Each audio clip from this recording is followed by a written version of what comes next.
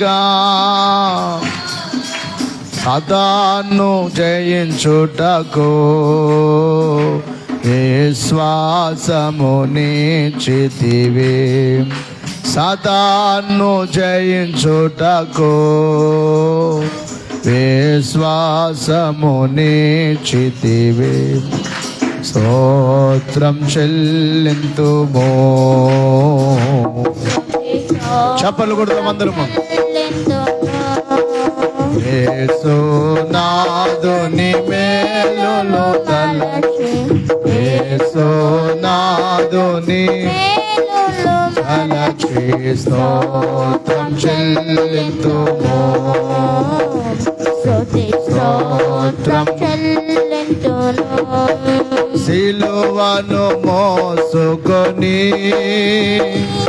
సువార్తను చేపట్టి, ఆ సిలువను మోసుకొని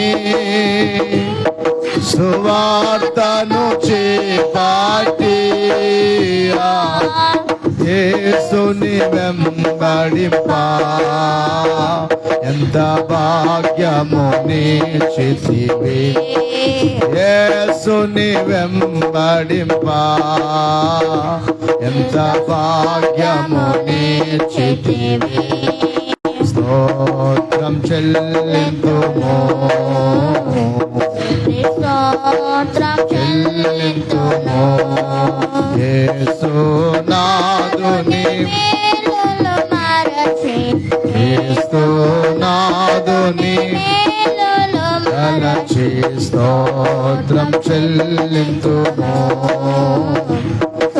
స్తోత్రం చెల్లింతును. దేవునికి మహిమ కలుగును గాక. చేతులెత్తి హుషారుగా చప్పట్లు కొడదాము.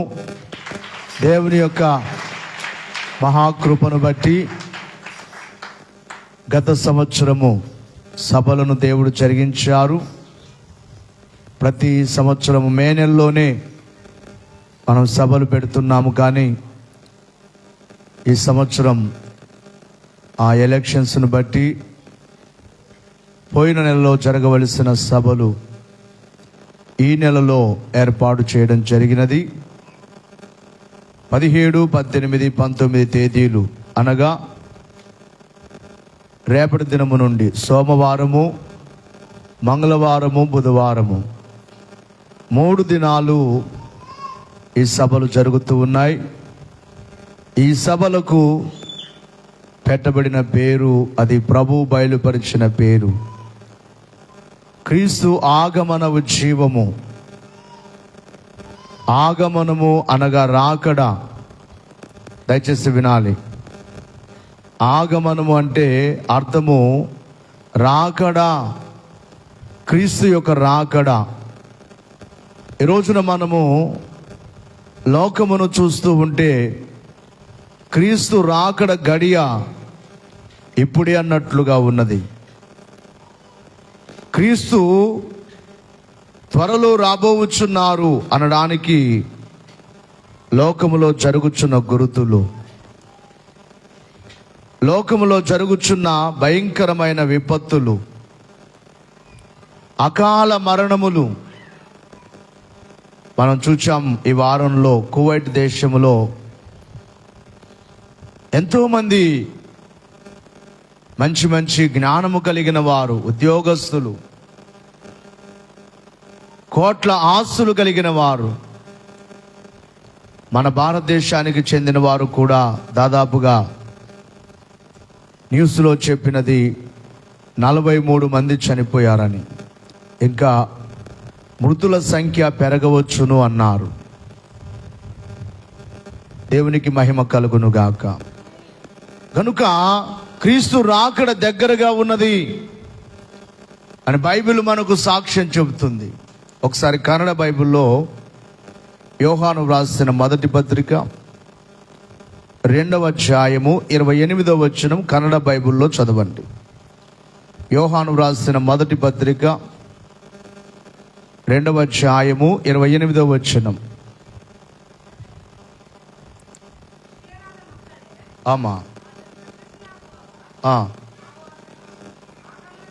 ఇక్కడ ఉంది చూడండి, ఈ పేరు ఏ పేరు?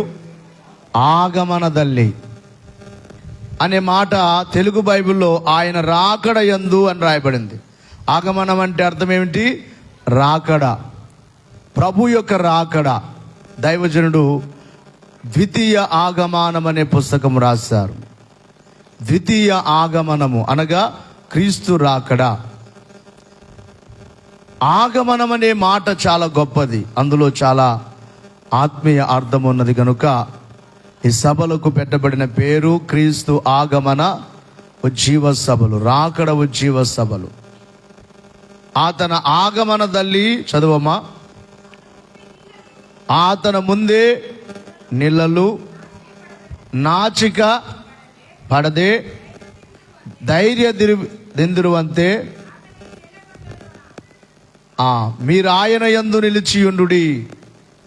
ధైర్యముగా నిలబడడానికి మనము ఆయన యందు నిలిచి ఉండాలి. కాబట్టి ఈ సభలను దేవుడు ఏర్పాటు చేశారు. మీ అందరి మీద కూడా భారం పెట్టాం. సభలు పెట్టినప్పుడల్లా మీరు నన్ను తిట్టుకుంటారేమో అనిపిస్తుంది నాకు.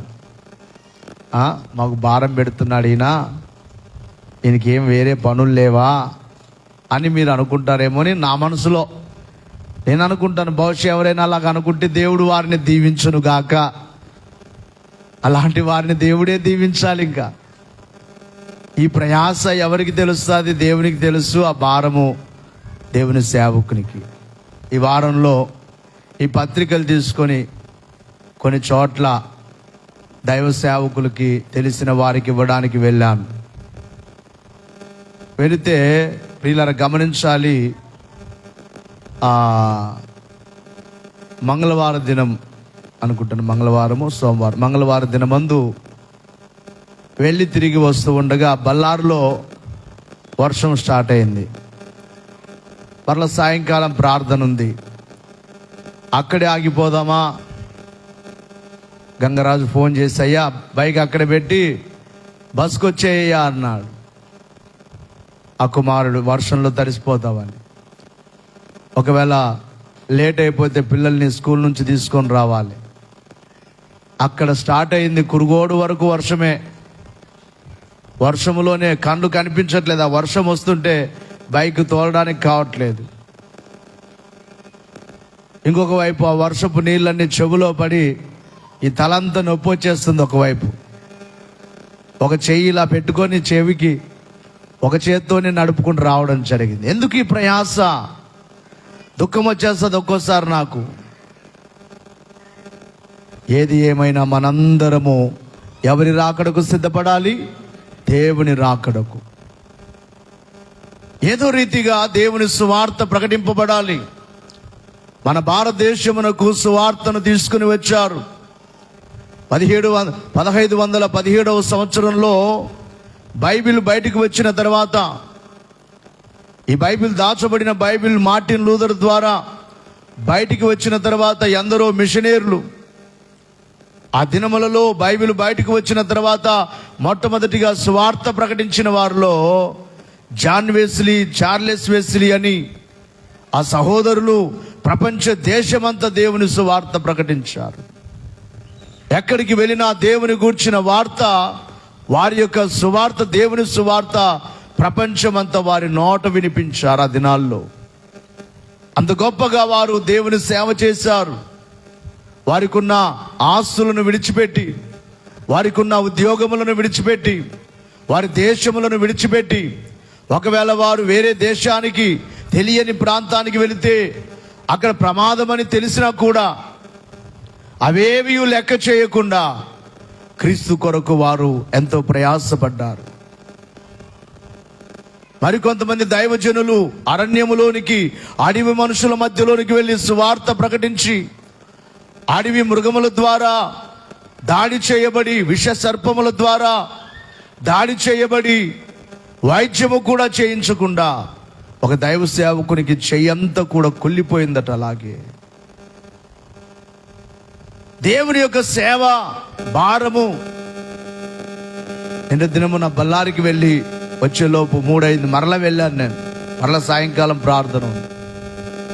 మరలా కొంతమందికి ఇటువైపు మన పిల్లలు వెళ్ళలేదు, ప్రతిసారి అక్కడ పాంప్లెట్లు ఇచ్చి రావడం జరుగుతుంది. వెళితే ఆ 2 ఇళ్లలో వారు లేరు.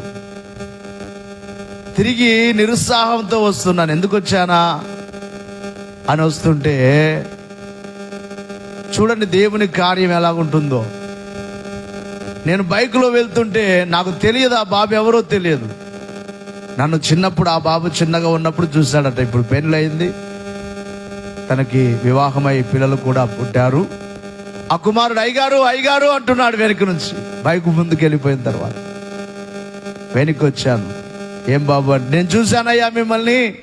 ఏమయ్యా ఇక్కడికి వచ్చారంటే, ఇలాగ మీటింగ్స్ ఉన్నాయి బాబు, ఇక్కడ పాస్టర్ గారికి ఇవ్వాలని వచ్చానంటే, నాకు ఇవ్వండి అయ్యా, నేను చెప్పి ప్రకటన చేపిస్తాం, మేము కూడా వస్తాం అని ఆ బాబు అంటున్నాడు. దేవునికి మహిమ కలుగును గాక.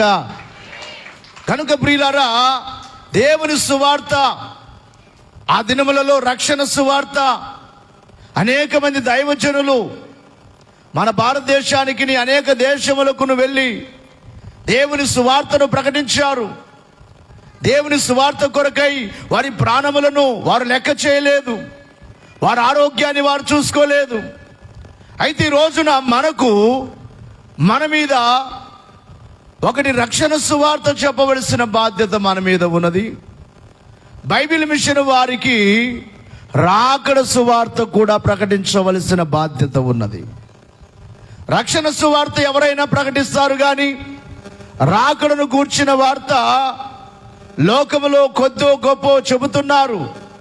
అయితే బైబిల్ మిషన్ వారు రాకడను గూర్చి చాలా వివరముగా బోధించుచున్నారు. ఈ విషయాన్ని ప్రతి వారు గుర్తించాలి.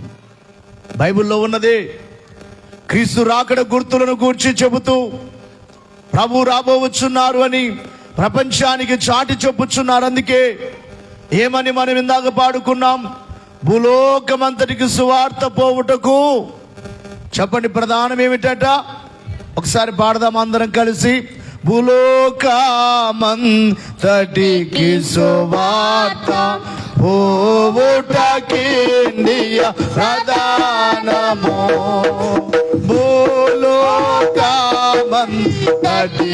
సువార్త. అందరూ పాడదాము. ప్రధానము పైలోకము నుండి వచ్చిన పైలోకము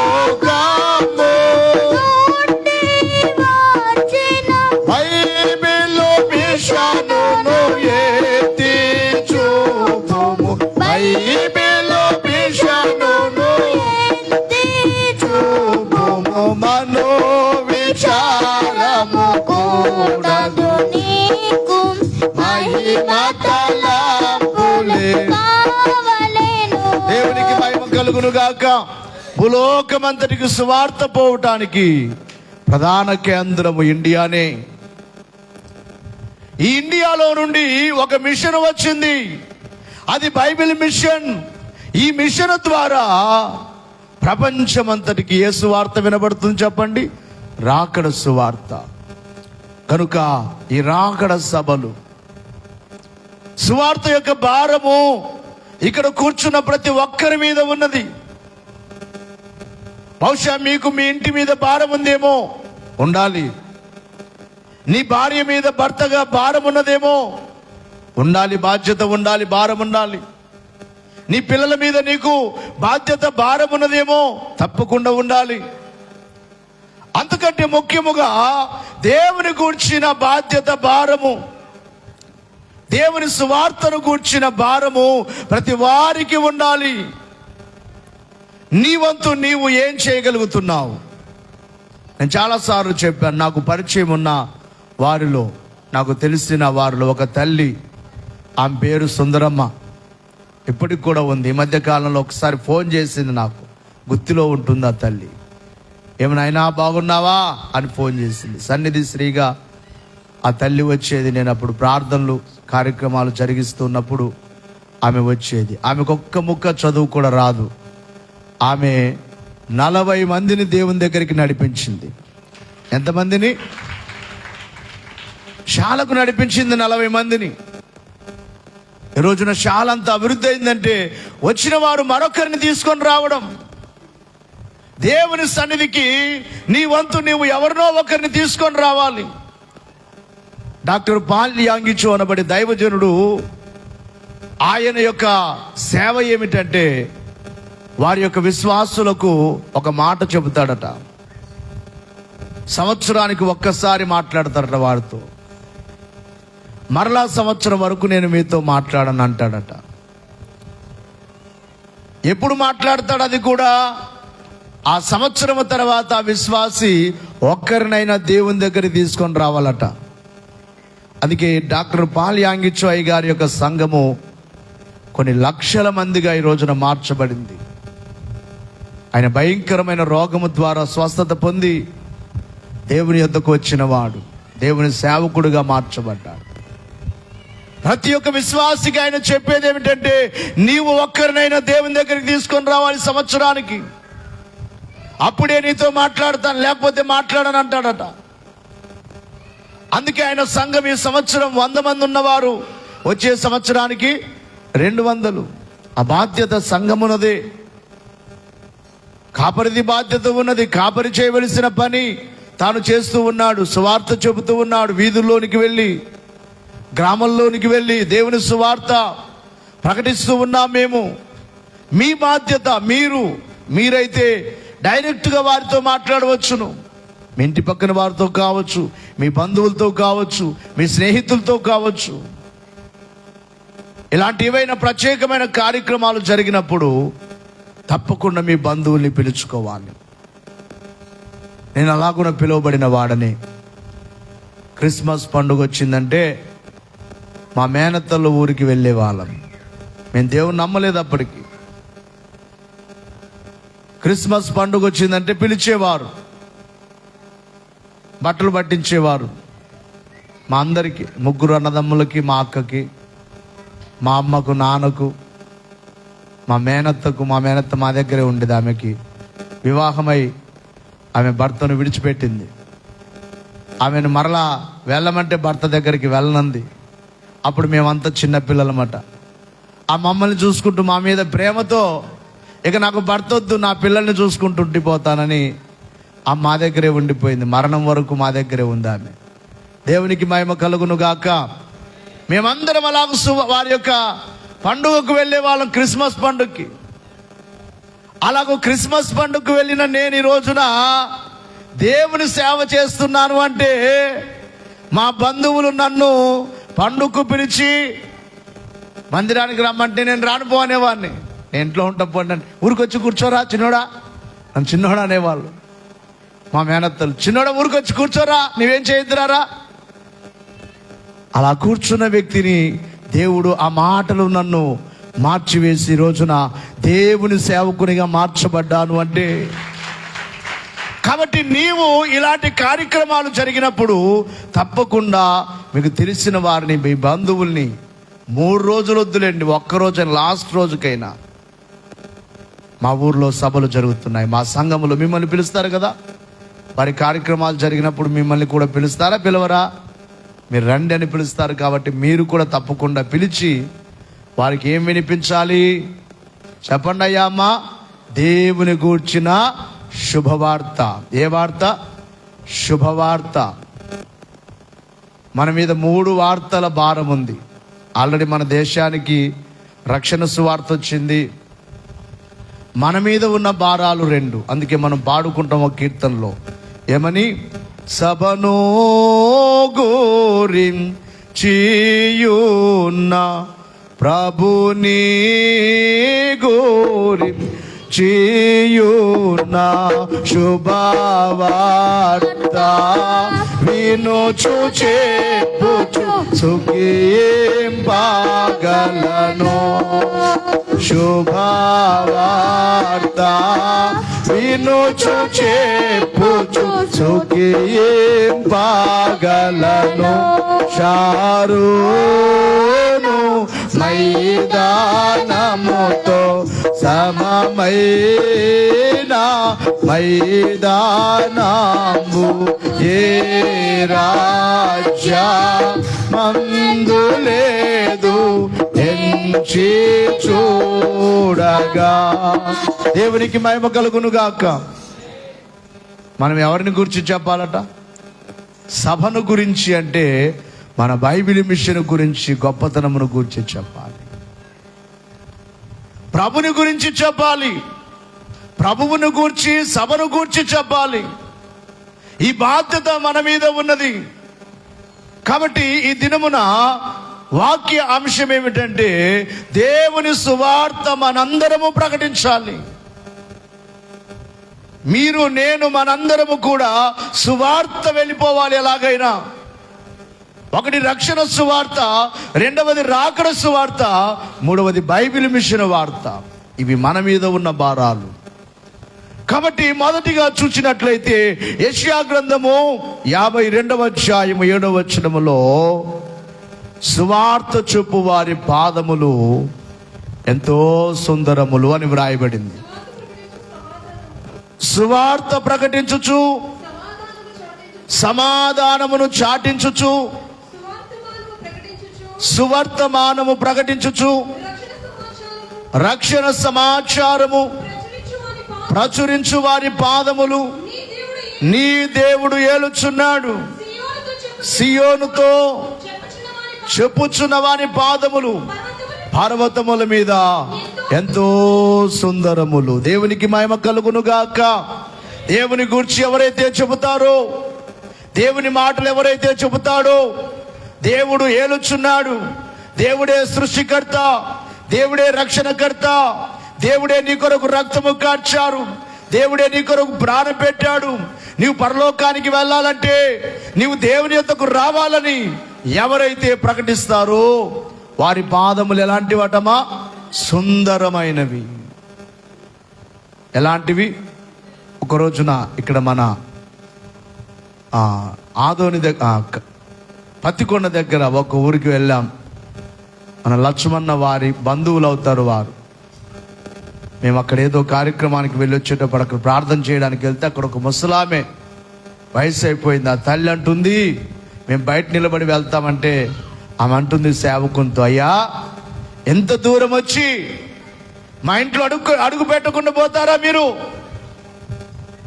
మీ పాదములు ఎంతో సుందరమైనవయ్యా, మీరు దేవుని సేవకులు, మీ పాదాలు, దేవుని గురించి ప్రకటించే మీ పాదాలు సుందరమైనవని బైబిల్లో వ్రాయబడింది కదా.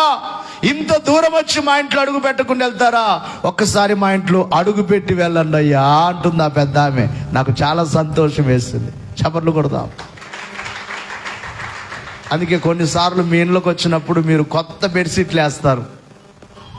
నాకు అనిపిస్తుంది మనసులో ఒక్కోసారి, నేను దీని మీద నిలబడితే మరలా వారు ఎలా కప్పుకోవాలి, ఎలా వాడుకోవాలి, వద్దులే అని పక్కన నిలబడితే పరిశుద్ధాత్మ దేవుడు అంటాడు, నీ పాదములు సుందరమైనవి, ఒక్కసారి నీవు నిలబడు. దేవునికి మహిమ కలుగును గాక. కాబట్టి నీవు సువార్త ప్రకటిస్తే దేవుడు నీ పాదములను సుందరముగా మారుస్తారు, ఆశీర్వాదముగా మారుస్తారు. కాబట్టి ప్రతి వారికి ఇదిగో ఈ పత్రిక తీసుకొని నీకు తెలిసిన వారికి రాయ్యా, వస్తారో రారో వారికి సంబంధించినది చెప్పవలసిన బాధ్యత ఎవరిది? యెహెజ్కేలుతో దేవుడు ఏమన్నారు? వినినను వినకపోయినను చెప్పండి అయ్యామా, నీవు చెప్పు వెళ్ళి. దేవునికి మహిమ కలుగును గాక. కాబట్టి సువార్త ప్రకటించు వారి పాదాలు ఎంతో సుందరమైనవని బైబిల్లో వ్రాయబడ్డాయి. యేసుక్రీస్తు వారు రెండవదిగా భూలోకానికి వచ్చినప్పుడు ఆ బాధ్యత తన శిష్యులకు అప్పగించారు. యేసు ప్రభువారు కూడా సువార్త ప్రకటించారు. పరలోక రాజ్యము సమీపించి ఉన్నది, మారు మనస్సు పొందుడి అని మార్కు సువార్తలో మన ప్రభు అయిన యేసుక్రీస్తు వారి సువార్తను మనము చూచినట్లయితే మొదటి అధ్యాయము, మార్కు సువార్త మొదటి అధ్యాయములో వ్రాయబడిన మాటలు జాగ్రత్తగా వినాలి. నేను ఏం వాక్యం చెప్పాలని నిన్న మేము అన్ని గృహాలకు తిరిగి ఇంటికి వచ్చిన తర్వాత అలుపొచ్చి నేను రాత్రి అలాగే వాక్యం సిద్ధపడకుండానే నేను అలాగే విశ్రాంతి నిద్రపోయాను. ఉదయం లేచి ఏ వాక్యం చెప్పాలంటే, నా బిడ్డలతో చెప్పు, ప్రతి ఒక్కరి మీద ఏ భారం ఉన్నది చెప్పండి అయ్యామా. మీరు మాట్లాడకపోతే మాకొద్దయ్యో, నಮಗೆ ಬೇಡಪ್ಪೋ, ఈ భార నಮಗೆ బేడ అంతా నీవు నోరుతా ఇద్దరు నీవు. దేవునికి మహిమ కలుగును గాక. కావాలా వద్దా? వస్తే మీరు సువార్త భారం ఉంటేనే మీ పాదాలు దేవుడు సుందరంగా మారుస్తారు. మొదటి అధ్యాయములో యేసు ప్రభువు వారి యొక్క సువార్త మనకు కనబడుతుంది. ఆయన ఏమని సువార్త ప్రకటిస్తూ ఉన్నాడు గమనించాలి ప్రియులారా. మొదటి అధ్యాయములో ప్రభు చెప్పిన సువార్త 15వ వచనం, కాలము సంపూర్ణమై ఉన్నది, దేవుని రాజ్యము సమీపించి ఉన్నది, మారు మనస్సు పొంది సువార్తను నమ్ముడని చెప్పుచు దేవుని సువార్తను ప్రకటించుచు గలిలయకు వచ్చెను. గమనించాలి, యేసుక్రీస్తు వారు చెప్పిన సువార్త ఏమిటంటే కాలము సమీపించి ఉన్నది, కాలము సంపూర్ణమై ఉన్నది, దేవుని రాజ్యము సమీపించుచున్నది.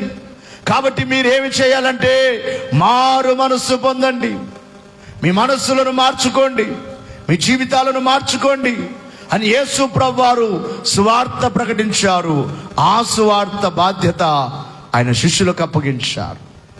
అందుకనే దేవుని యొక్క వాక్యములో మత్తయి సువార్తలో 10వ అధ్యాయము 5వ వచనము నుండి 7వ వచనం వరకు తన శిష్యులతో ప్రభు చెప్పుచున్న మాట ఏమిటంటే, యేసు 12 మంది పంపుచు వారిని చూచి వారికి ఆజ్ఞాపించినదేమనగా, మీరు అన్యజనుల దారిలోనికి వెళ్ళకుడి, సమరయుల ఏ పట్టణములోనైనను ప్రవేశింపకుడి, కానీ ఇశ్రాయేలు వంశములో నశించిన గొర్రెలకే గాని యొద్దకే వెళ్ళుచు.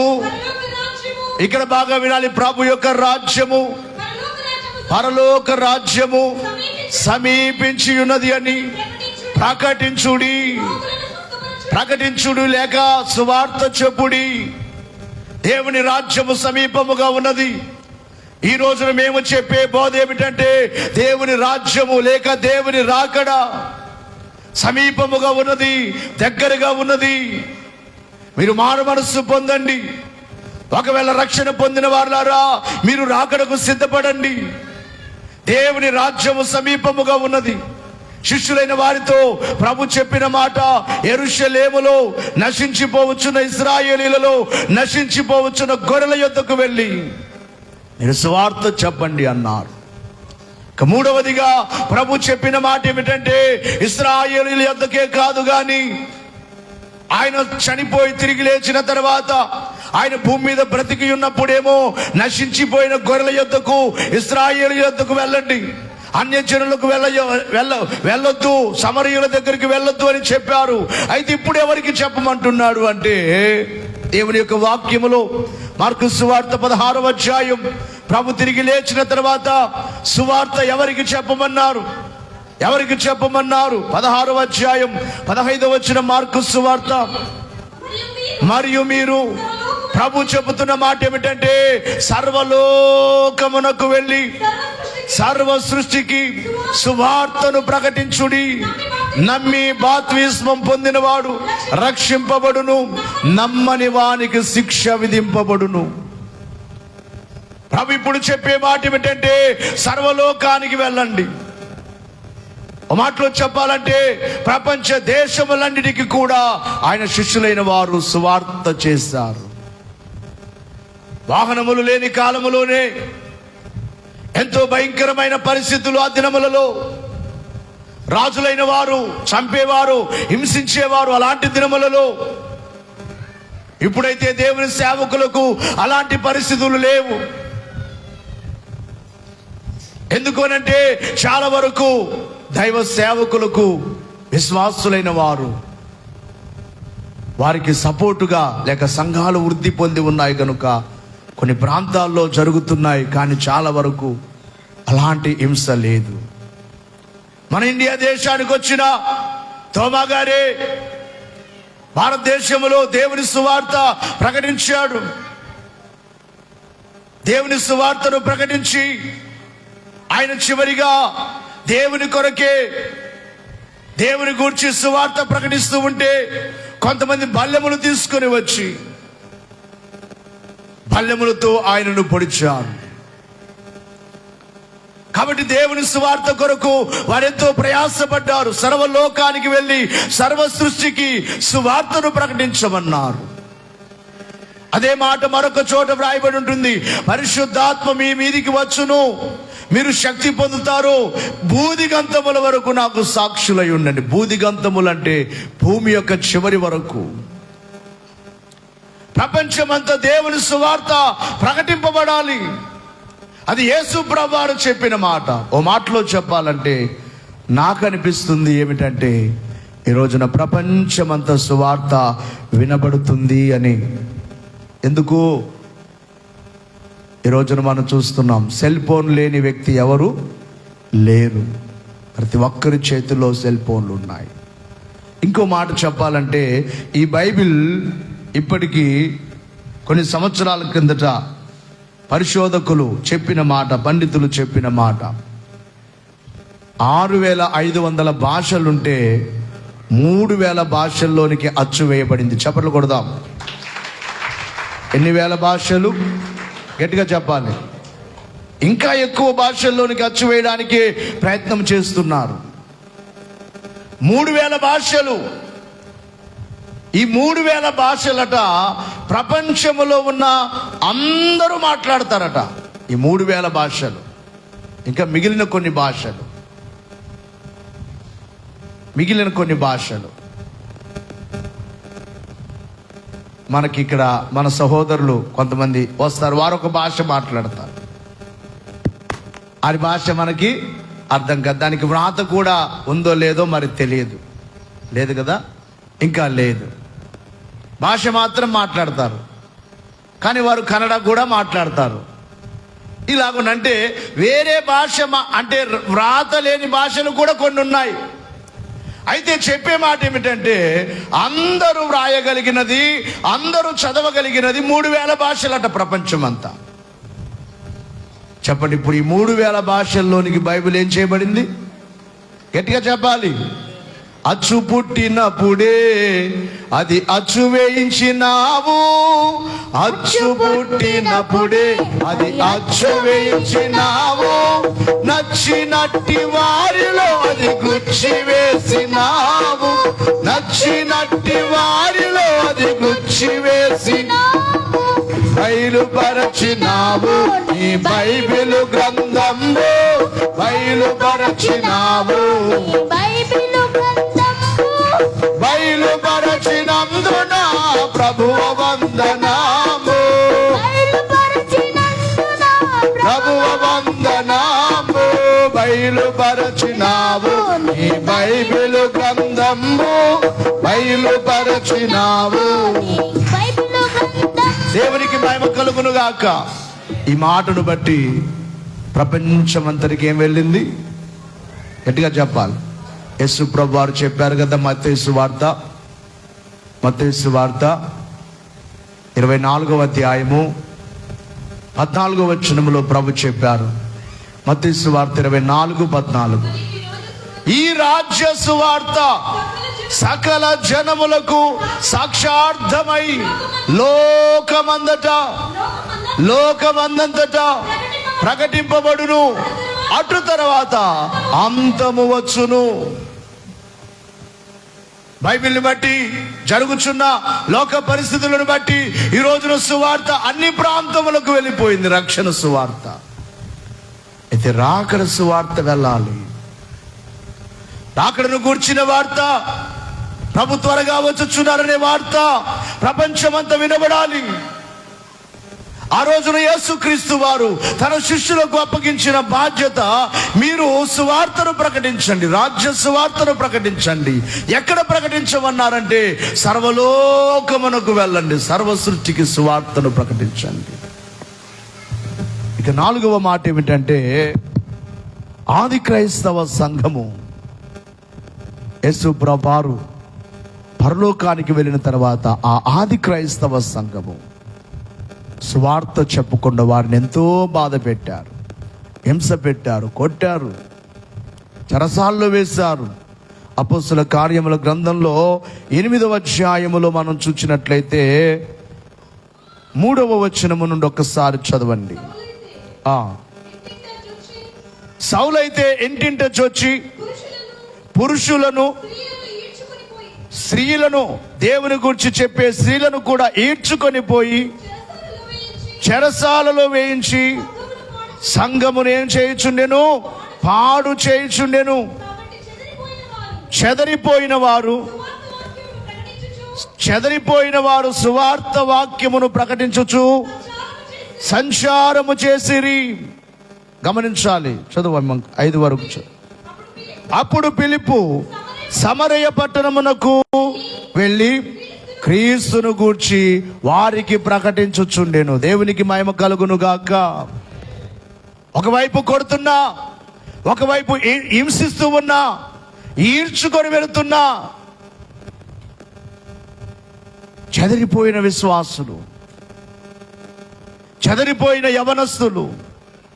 ఈ ఫిలిప్పు ఒక యవనస్తుడుగా ఉన్నాడు.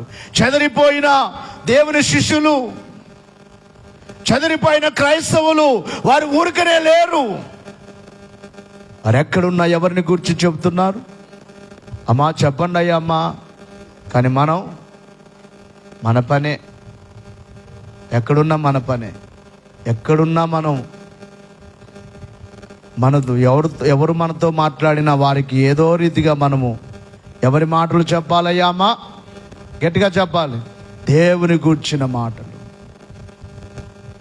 కాబట్టి ప్రియులారా, ఆ శ్రమ కాలంలో కూడా వారు సువార్త మానలేదు. ముందుగా చెప్పినట్లుగా యేసు ప్రభు సువార్త చెప్పారు, ఆయన శిష్యులు సువార్త చెప్పారు, సర్వలోకమునకు వెళ్ళి చెప్పారు. ఇక ఆది క్రైస్తవ సంఘమైతే శ్రమ కాలములో కూడా వారు సువార్త చెప్పడము మానలేదు. ఇక చివరి మాట ఏమిటంటే, అన్ని సమయములలో మనము సువార్త చెప్పాలట. తిమోతికి వ్రాసిన 2వ పత్రికలో 4వ అధ్యాయం 1 నుండి 2 వచనాలు. 4వ అధ్యాయం 1 నుండి 2 వచనాలు. దేవుని ఎదుటను సజీవులకును మృతులకును తీర్పు తీర్చు క్రీస్తు యేసు ఎదుటను ఆయన ప్రత్యక్షత తోడు, ఆయన రాజ్యము తోడు నేను ఆనబెట్టుచున్నాను. చెప్పున్నదేమనగా, బాగా వినాలి, వాక్యమును ప్రకటించుము.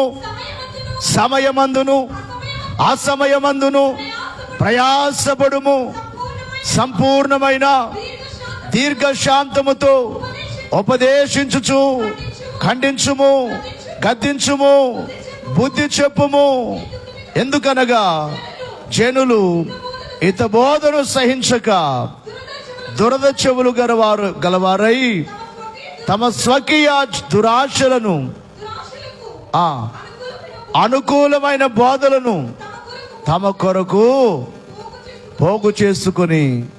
పోగు చేసుకునేది. దేవునికి మహిమ కలుగునుగా.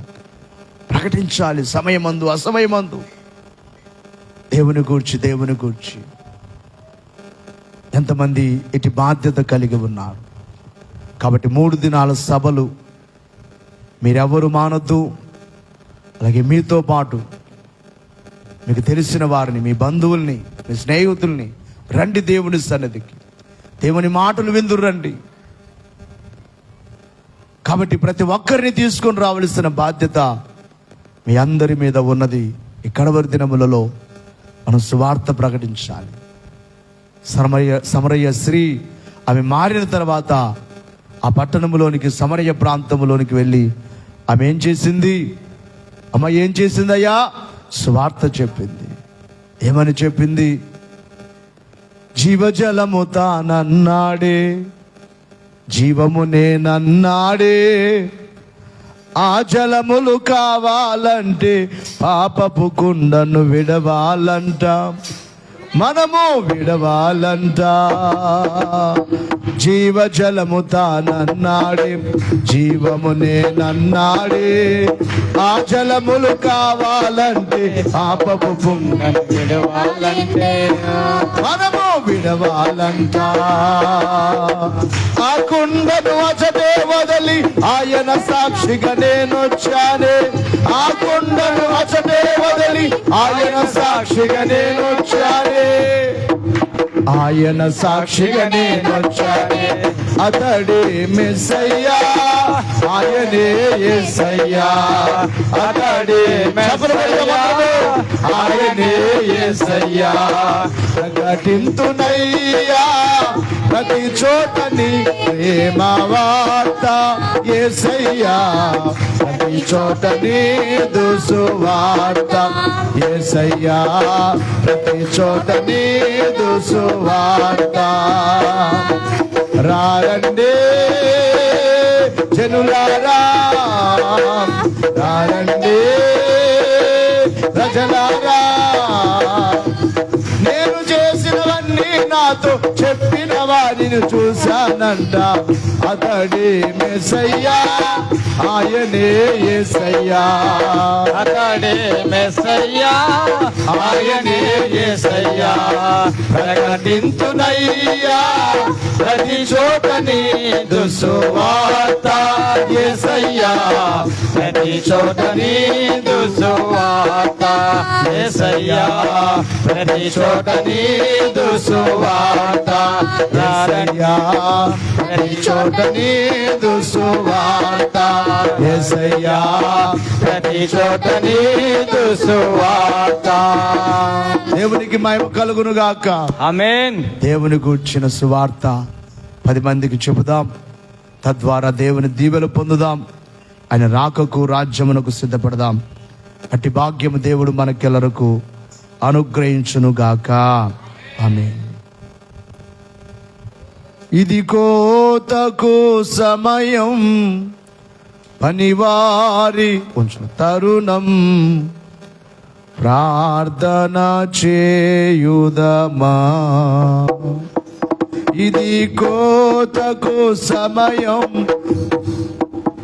పనివారి తరుణం. ప్రార్థన చేయుదమా.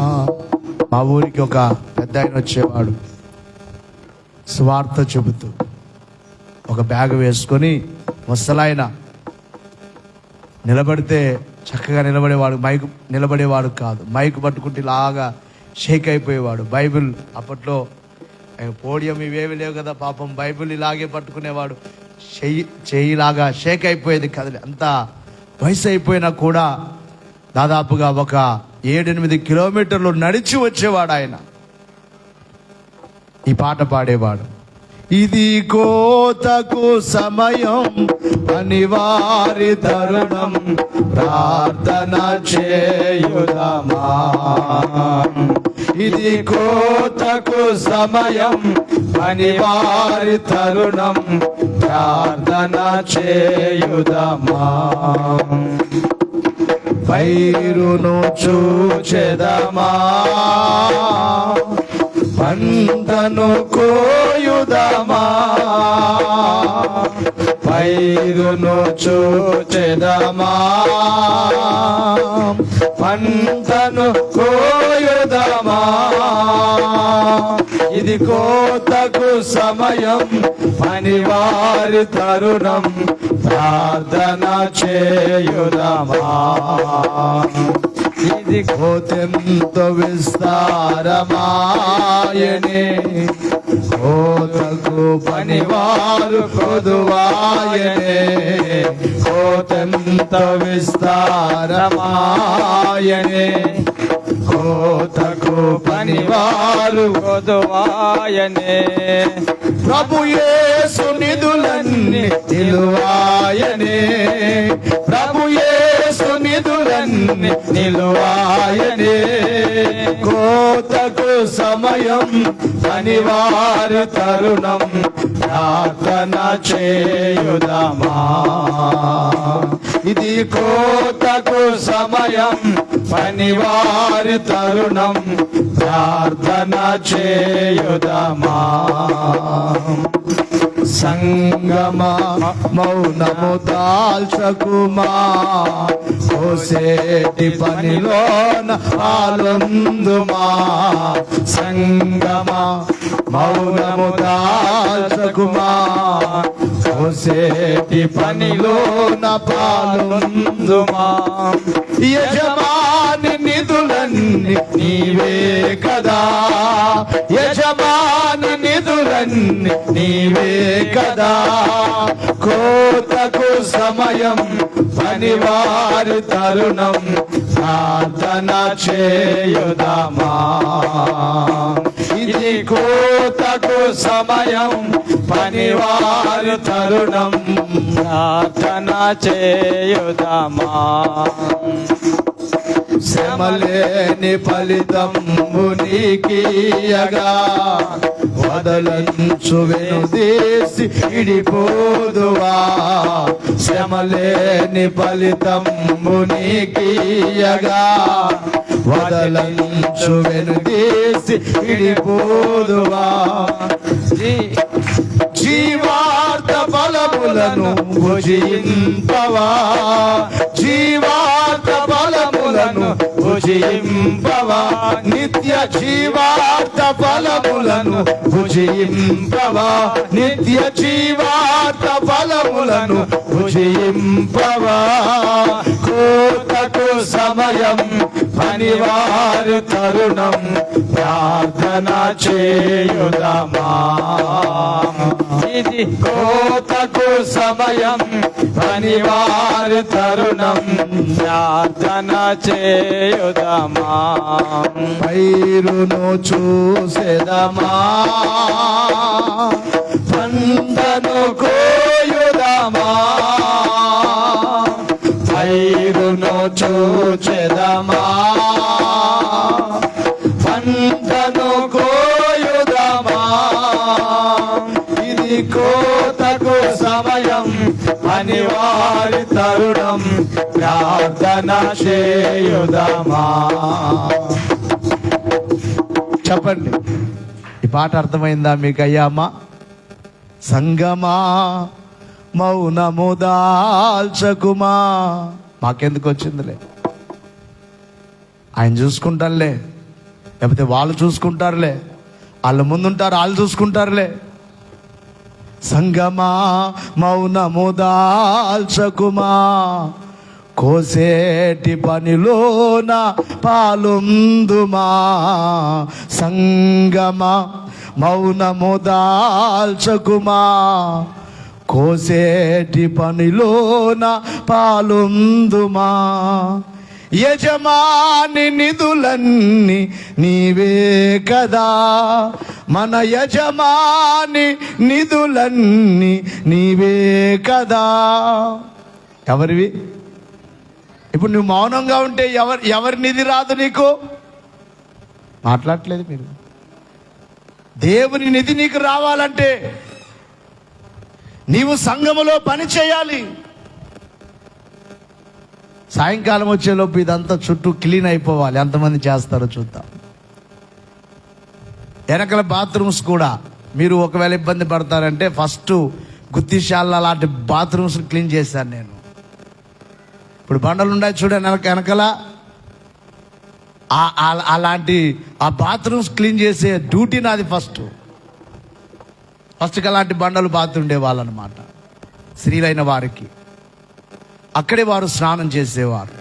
వారెవ్వరు శాలకు రాకముందే శుక్రవారం త్వరగా వెళ్ళిపోయి, అబ్బాయి అంత క్లీన్ చేసి, మనం మామూలుగా పొలంలో నీళ్లు పడతాం కదా, అప్పుడు ట్యూబులు ఉండేవి, పెద్ద పెద్ద పైపులు, ట్యూబ్ పైపులు ఉండేవి తెలుసా? చూడలేదే మీరు? ఆ ట్యూబ్ పైపు ఆ పెద్ద మోటార్కి పెట్టి అక్కడికి వెళ్ళిపోయి ఆన్ చేసిన తర్వాత ఆ ట్యూబ్తో మొత్తం వాటర్ కొట్టేవాడిని అంతా. అక్కడ వారు గలీజ్ కూడా చేస్తుండేవారు. అదంతా క్లీన్ చేసిన తర్వాత ఇక్కడ డ్రమ్ము పెట్టేవాడిని. ఈ డ్రమ్ము పెట్టి ఇక్కడ గ్యాప్ ఇచ్చేవాడిని చుట్టూరా. అప్పుడు బాత్రూమ్స్ లేవు. ఈ డ్రమ్ము చుట్టూ వారు స్నానం చేయాలి. ఆ డ్రమ్ములో జగ్గులు వేసేవాళ్ళం. అలాగూ చేసిన వాడను. కాబట్టి మీరు చుట్టూరా గడ్డి అంతా తీసేయాలి. పల్లేరుకాయలు ఉన్నాయి, తిరుగుతారు కనుక అవంతా క్లీన్ చేయాలి. ఈ వెనకలు ఎవరు చేస్తారో బాత్రూమ్స్ను కూడా ఏం చేయాలి? అక్కడ చెట్లు ఉన్నాయి, అంత క్లీన్ చేయండి. అక్కడ ఒక సీటు పడిపోయింది, అది కట్టండి. అద్భుతం ఏమిటంటే మీటింగ్స్ రోజునే మా ఇంటికి పునాది వేస్తున్నాం. చప్పలు కొట్టండి. ఇంటికి పునాది వేస్తున్నాం. దండిగా ఉన్నట్లున్నాయి అంటారేమో. ఏమి లేవు. చెప్పండి. ఇప్పుడు ఇది ఇక్కడ స్థలం కొన్నప్పుడు ఏమైనా ఉందా మన దగ్గర? ఏమీ లేదు. ఆ దినాల్లో కుమారులు ఎలాగో తెచ్చారు అప్పు. నేను అగ్రిమెంట్ కూడా రాయలేదు. ఇక్కడ కుమారుడు బుజ్జన్న ఒక 3 లక్షల అప్పు తీసుకొని వచ్చాడు. 3 లక్షలు. చివరికి ఒక 60,000 నేను ఇవ్వలేకపోయాను. చివరిలో అయ్యా నాకు వద్దు, అది కానుకగా నేను ఇచ్చానని చెప్పాడు ఆ కుమారుడు. వడ్డీ కూడా తీసుకోలేదు. మహిమానందు 1 లక్ష రూపాయలు ఆ కుమారుడు తెచ్చాడు. అలాగే రూబేన్ గారు ఆ కుమారుడు ఒక 2 లక్షలు తెచ్చాడు. ఎందుకు చెప్తున్నానంటే పని ప్రారంభిస్తే దేవుడు జరిగిస్తారా జరిగించరా? విశ్వాసంతో ప్రారంభిద్దాం. ఎందుకంటే బాడి కట్టడానికి ఇబ్బంది అవుతుంది. బాడిగింట్లో ఉండడం అనేది ఒక బాధ. కాబట్టి ఒక 2 రూములు వేసుకోవాలనుకుంటున్నాం. ప్రార్థన చేయండి. ప్రభు మిమ్మల్ని ప్రేరేపిస్తే తప్పకుండా మీరు సహకరించండి. వాటితో పాటు ఇక్కడ బాత్రూమ్స్ కూడా స్త్రీలకు ఒక 3, పురుషులకు ఒక 2 బాత్రూమ్స్ కూడా వెనుక వైపు కట్టడం జరుగుతుంది. ఎందుకంటే ముందు వైపు కట్టడానికి మనం భవిష్యత్తులో ఈ మందిరాన్ని తీసి కింద ఒక హాలు, పైన ఒక చర్చి కట్టాలనే ఒక ఆశ ఉన్నది. ఇక్కడ మన ప్రక్కన రోడ్డు వెళ్తుంది కదా, దాన్ని ఇటువైపుకే రోడ్లే కాకుండా ఇటువైపు మన ప్లేస్ ఇంకా వదులుకొని ఈ మందిరం ఎంత ఉందో అంత పెద్ద మందిరాన్ని మనం కట్టాలి. విశ్వాసముతో మనం ఎంత నిర్మాణం చేసుకుంటే దేవుడు ఏదో రోజుకు తప్పకుండా వృద్ధి చేస్తారు. దేవునికి మహిమ కలుగునుగాక. ఆ మందిర పని కూడా మనం తర్వాత ప్రస్తుతానికి మనకు చేసుకోవడానికి మందిరం ఉందా లేదా, వెంటనే ఇప్పుడు దీన్ని తీసేస్తే ఎంతో నష్టం అవుతుంది. ఇంకొక కొన్ని సంవత్సరాలు ఇక్కడే చేద్దామంటారా తీద్దామంటారా? మాట్లాడలేదు. తీసేక మీరు రెడీగా ఉంటారేమో, అయ్యా మాకు ఇబ్బంది కలుగుతుంది అంటారా? దేవుడు జరిగించే సమయానికి జరిగిస్తారు. దేవునికి మహిమ కలుగునుగాక. కాబట్టి పనిలో పాలొందుతారా, వెనక్కి వెళతారా? చెప్పండి. యజమాని నిధులు కావాలా? మాట్లాడలేదు. ఏం కావాలి? పనిలో పాలు పొందిన వారికి దేవుడు ఏమిస్తారట? నిధులు ఇస్తారట. నిధులు, ఆశీర్వాదం. నిన్నంతా ఆ బస్వా, మల్లయ్య, యాకోబు ఆ కుమారుడు మొత్తం అంతా ప్రచారం చేశారు. రవికుమారు రికార్డ్ చేశాడు. ఆ బిడ్డలు వెళ్ళి పత్రికలు అంతా పంచారు. ఇంకా ఉన్నవన్నీ రోజు అయిపోగొట్టాలి. ఇంకా ఆ కుమారులు కొంతమంది సహకరించండి. దేవునికి మహిమ కలుగునుగాక. ఏదో రీతిగా దేవుని రాజ్య వృద్ధి కొరకు మనందరం ప్రయాసపడదాం, పని చేద్దాం. అలాగూ పని చేసిన వారికి మీకు చాలాసార్లు చెప్తుంటాను, దైవజనుడు చెప్పిన మాట, ప్రభువు కొరకు పని చేసిన వారికి దేవుడు ఏం చేయడట? బాకీ పడరు. ఏం పడరు? గట్టిగా చెప్పాలి. రుణం ఎప్పుడోసారి తీరుస్తారు. మీకు తీరుస్తారో, మీ పిల్లలకు తీరుస్తారో. దేవుని కొరకు నీవు పని చేస్తే దానికి దేవుడు ప్రతిఫల దీవెన తప్పకుండా ఇస్తాడు. కాబట్టి సభల కొరకు పని చేయండి, ప్రార్థన చేయండి, తప్పకుండా ప్రార్థన చేయండి. 1 గంట సేపు మోకరించి ప్రార్థన చేయండి. ఈరోజు రాత్రికి, రేపు ఉదయం ప్రార్థన చేయండి. ఎక్కువగా ప్రార్థనలు చేయాలి, పని చేయాలి. అలాగుననే కొంత సొమ్ము, ఎందుకంటే భారముతో కూడినది కనుక కొంత సొమ్ము సిద్ధపరచుకొని ఒక 1000 రూపాయలైనా లేదా ఒక 500 అయినా, ఎందుకంటే మనకు చాలా సొమ్ము ఇంకా తక్కువ అవుతుంది. ఇంతకుముందు అయితే మైక్ సిస్టానికి 3 రోజులకు 15,000 ఇచ్చేవారు. అది మనకు తక్కువైంది. దేవుడిచ్చిన మైక్ సిస్టమ్ను బట్టి, జనరేటర్ను బట్టి అది మనకు తక్కువ అవుతుంది. అయితే వచ్చిన దైవ సేవకులను చూసుకోవాలి. 3 రోజులు భోజనాలు, ఇవన్నీ ఖర్చులు ఉంటాయి కనుక, అలాగే పాంప్లెట్లు వేయించాం, వాటన్నిటి ఖర్చు ఉంటుంది కనుక తప్పకుండా కొంత సొమ్ము సిద్ధపరచుకొని ఏదో రీతిగా ఈ యొక్క కోత పనిలో, ఏ పనిలో చెప్పండి అమ్మా, కోత పనిలో ఏం పొందాలట? పాలు పొందండి. ఏం పొందండి? పాలు పొందండి. తద్వారా దైవ దీవెనలు పొందండి. దైవాశిష్యులు కలుగును గాక. దేవుడు మీ కుటుంబాలను దీవించును గాక. అందరూ మోకరిద్దాం, కళ్ళు మూసుకొని ప్రభును చూద్దాము.